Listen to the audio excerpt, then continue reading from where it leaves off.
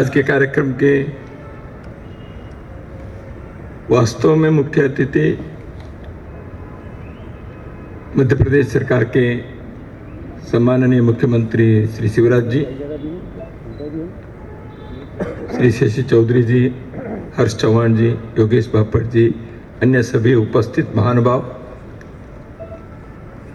सज्जन बंधु भगिनी, सभी भाई बहनों, मैंने इसलिए कहा कि वनवासी कल्याण आश्रम के कार्यक्रम में मैं अतिथि ऐसे थोड़ा अटपटा सा लगता है मुझे, तो इसलिए मैंने कहा कि मैं अतिथि नहीं हूँ। और मैं ऐसे कहूँगा तो शिवराज जी भी कहेंगे मैं भी अतिथि नहीं हूँ। हाँ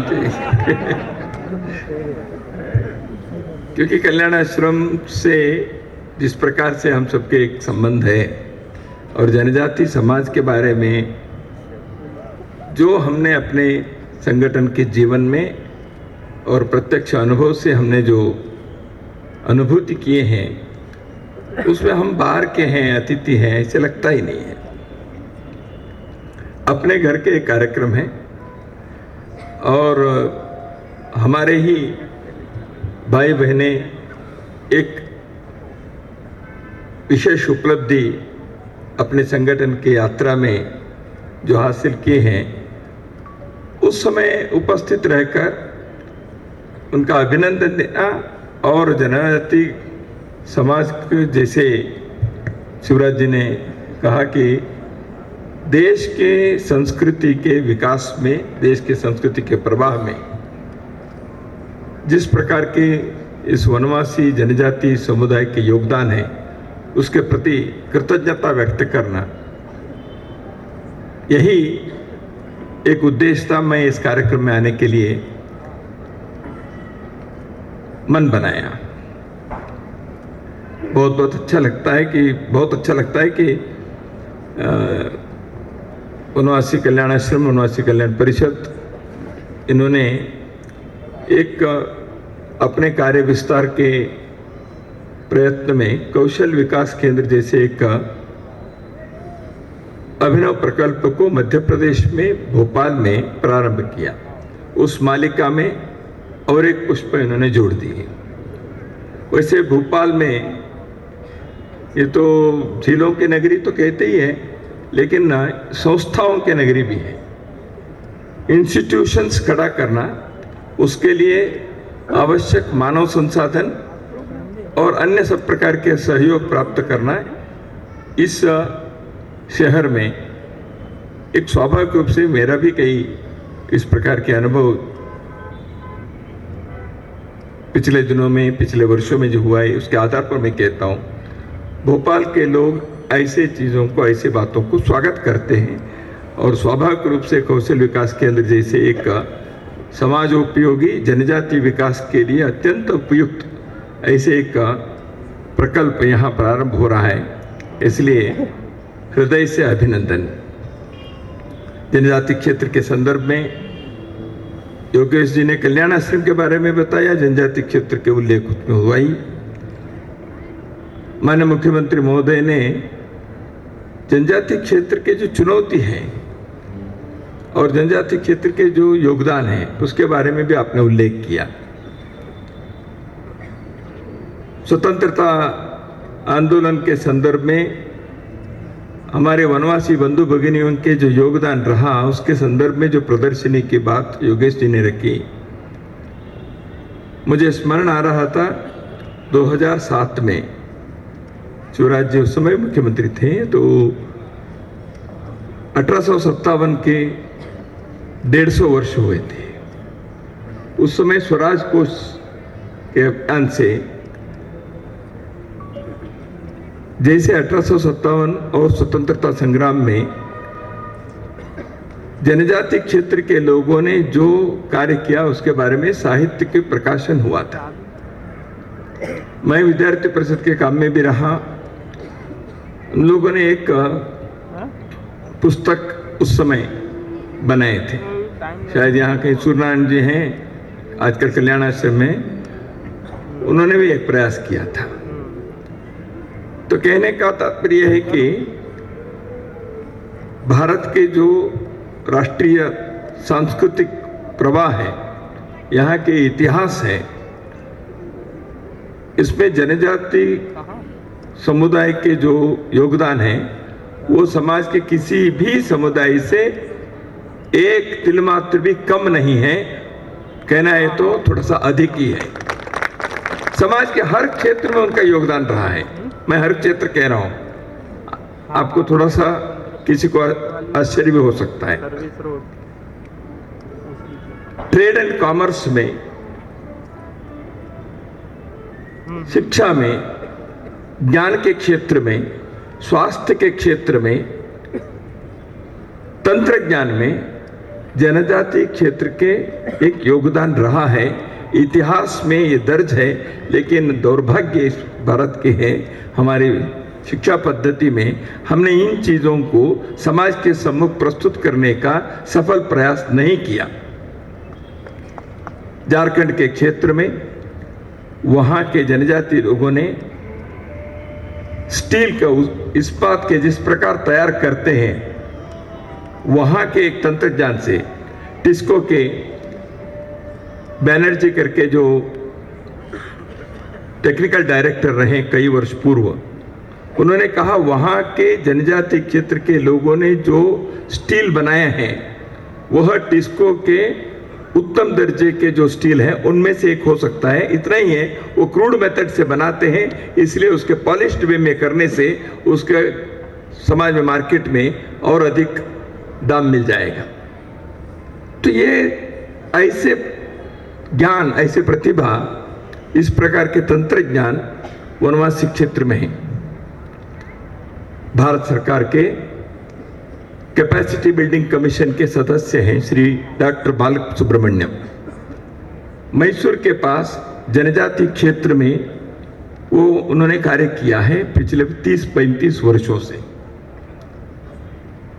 वो वैद्य रहे, डॉक्टर है, मेडिकल डॉक्टर है। वो डॉक्टरी करते समय जनजाति क्षेत्र में, मैसूर जिले के जनजाति क्षेत्र में जब गए, वहां स्वास्थ्य के क्षेत्र में सेवा देने के लिए ये लोग गए।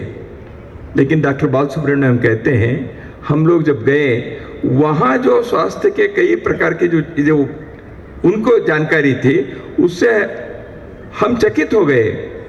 हमें इस प्रकार के ज्ञान नहीं है, ऐसा हमको लगा। इसलिए मैंने कहा कितने कितने प्रकार से जनजाति क्षेत्र में केवल उन्होंने स्वतंत्रता संग्राम के लड़ाई किए, इतना ही नहीं है, कृषि, तंत्रज्ञान, स्वास्थ्य, इन सभी क्षेत्रों में उनका योगदान रहा है। तो इसलिए इस प्रकार के एक ज्ञान को, हमारे देश की इस प्रकार की जानकारी को हर पीढ़ी को देने की व्यवस्था भी होनी चाहिए। इसलिए प्रदर्शनी स्वतंत्रता संग्राम में जो नायक नायिका बनकर उनकी भूमिका अदा किए, वो तो हमने किया ही, अच्छी बात है। ऐसे चीजों के स्थायी प्रदर्शनी देश में होने चाहिए, देश के राजधानी में या अन्य अन्य शहरों में। ये कुछ 1 महीने 15 दिन की प्रदर्शनी नहीं है। जैसे यहाँ भोपाल में क्या शौर्य उसके क्या स्मारक बनाए हैं, ऐसे जनजाति क्षेत्र के योगदान स्वतंत्रता संग्राम में भी, और जैसे मैंने कहा भिन्न भिन्न क्षेत्रों में क्या उपलब्धि रही है, उन्होंने क्या किया है, इसके बारे में ऐसे स्थायी प्रदर्शनी होनी चाहिए। तब लोगों को देखने से ध्यान में आएगा, एक पब्लिक एजुकेशन होगा, ये करना चाहिए। हर्ष चौहान जी ने अस्मिता, अस्तित्व और विकास की बात बताई। वनवासी समाज के अस्मिता, जो राष्ट्रीय अस्मिता से जुड़ी हुई बात है। वनवासी समाज के अस्मिता के बाद कल्याण आश्रम कई वर्ष पूर्व समाज के सम्मुख आग्रहपूर्वक रखने का प्रयास किया। उनके अस्मिता को बरकरार रखना, जिस कुचक्र के षड्यंत्र के बाद शिवराज जी ने यहाँ की, वह कुचक्र जो है, षड्यंत्र है, उनके अस्मिता को पूर्ण रूप से नष्ट करने की एक योजना है। इसलिए कल्याण आश्रम ने यह बीड़ा उठाया कि जनजाति क्षेत्र के अस्मिता, यह राष्ट्रीय अस्मिता के एक अविभाज्य अंग है। इसको हमें बरकरार रखने के हर संभव प्रयास करना चाहिए। इसलिए समाज कल्याण आश्रम के इस कार्य के साथ सहयोग देना आवश्यक है। अस्तित्व की बात है, पेशा के कानून, बाकी कई वनाधिकार, ऐसे विषय कानून के हिसाब से कुछ है। कल्याण जनजाति क्षेत्र के लोगों के लाइवलीहुड के, जीवन के प्रश्न है। योजना बनती है, निर्वासित हो जाते हैं सैकड़ों हजारों की संख्या में, तो गरीब लोग, भोले लोग, सरल लोग, अनपढ़ लोग कहां जाएं? उनके पुनर्वास की योजना होनी चाहिए। किसी भी प्रकार के उनके अस्तित्व के, उनके जीवन के, लाइवलीहुड के प्रश्नों के संदर्भ में बाकी समाज उनके लिए आवाज उठाने की आवश्यकता है तो आवाज उठानी चाहिए, क्योंकि अस्तित्व हमारे भाई बंधु हैं। तो मैं एक रक्त जब हम कहते हैं, ये वसुधैव कुटुंबकम के ही और एक दूसरे शब्दों में कहा है, इतना ही है। तो इसलिए हम अपने भाई बहनों के लिए खड़े रहें, तो इसलिए इसकी आवश्यकता है। विकास की बात है, कौशल विकास केंद्र के द्वारा जनजाति क्षेत्र के नई पीढ़ी के युवक युवतियों के बीच उनके पारंपरिक स्किल जो है उसको भी बढ़ोतरी कैसे हो सकती है, उसके विकास कैसे हो सकता है, उसमें टेक्नोलॉजी इनपुट कैसे हो सकता है, उसके नवीनतम तंत्रज्ञान को किस प्रकार के उपयोग करते हुए उनके पारंपरिक कौशल को और अच्छे बेहतरीन बनाने में क्या संभव है, ये सोचना चाहिए। कई स्किल है, कोई हमेशा नगरी शहरी क्षेत्र के इंजीनियरिंग बेस्ड स्किल के बारे में केवल नहीं सोचना है। वारली पेंटिंग के जो चला, और उस पेंटिंग को देखकर बाकी कलाकार भी उसी को बेच रहे हैं, लेकिन वनवासी क्षेत्र के, जनजाति क्षेत्र के लोग वारली पेंटिंग जो करते हैं उसके बेचने को होना चाहिए, उसको मार्केटिंग होना चाहिए, क्योंकि आर्टिस्ट जल्दी सीख लेते हैं, बाकी लोग उसको मार्केटिंग करना करते हैं। सच में मूल रूप से जो वारली पेंटिंग किया उनकी हालत क्या है? इसलिए किसी भी प्रकार के उनके कला के, परंपरा के, लोक कला के या उनके कृषि स्वास्थ्य संबंधी परंपरागत जो ज्ञान है उसको वर्तमान युग के लिए जो उपयुक्त है, जिस प्रकार उसके हम सुरक्षित भी रखें, उसके विकास भी करें।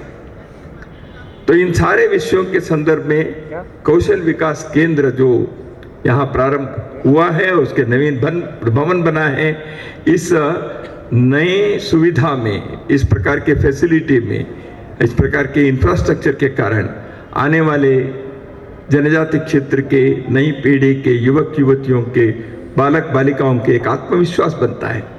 हमारे लिए समाज खड़ा है, हमारे लिए समाज का सहयोग मिलता है। तो इसलिए भारत के नागरिक के नाते वो आत्मविश्वास से समाज के साथ जुड़कर आगे बढ़ने में उनके लिए यह उपयोगी होगी। भारत के स्वतंत्रता के अमृत वर्ष में देश के राष्ट्रपति जनजाति समुदाय के बनी, तो जिस प्रकार उसका स्वागत हुआ, इससे समाज में ध्यान में आता है, एक जागृति हुई है, एक अवेयरनेस है, जनजाति क्षेत्र में भी है और समाज में भी है। तो इस जागृति को उपयोग करते हुए हमें पूरे देश आगे बढ़ना चाहिए। सब समाज को लिए साथ में आगे है बढ़ते जाना, पथ का अंतिम लक्ष्य नहीं है सिंहासन चढ़ते जाना। तो इसलिए सभी समाज को लेकर आगे बढ़ना है। तो इसलिए कल्याण आश्रम के इस प्रकल्प का और एक बार अभिनंदन देते हुए समाज के लोग इस सारे जनजाति क्षेत्र को अपने बंधु बहने ऐसे मानकर हम आगे बढ़े। इंडियन ऑयल ने ऐसे एक भवन के लिए और श्रीमान शशि चौधरी जी ने जैसे कई प्रकार की योजना बनाया। इंडियन ऑयल ने तो अपने CSR के अंतर्गत ऐसी योजना के लिए समर्थन देने का कार्य किया है और कर भी रहे हैं, लेकिन कल्याण आश्रम ने जो एक दीप जलाया है उसके लिए सभी इंडियंस ऑयल देना चाहिए। तो इसलिए कल्याण आश्रम के ने जो एक ज्योति जलाई है, उसमें ईंधन देने का, तेल देने का कार्य हम सब करते रहें तो अपने देश के हर समूह, हर समुदाय अपने स्वाभिमान और स्वावलंबन के आधार पर आगे बढ़ने में सफल होंगे।